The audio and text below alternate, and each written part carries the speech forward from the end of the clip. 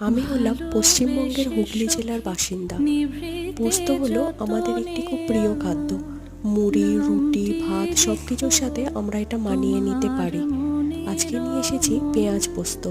পোস্ত যদি টেস্টি বানাতে হয় অবশ্যই তাতে অনেকটা পরিমাণ পোস্ত বাটা দিতে হবে, নয়তো কোনোভাবেই টেস্ট হবে না।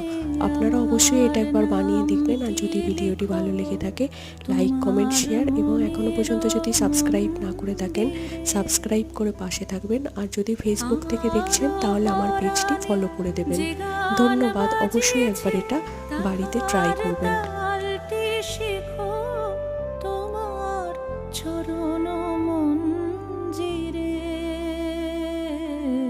ভালোবেসে সখী নিভৃতে যতনে আমার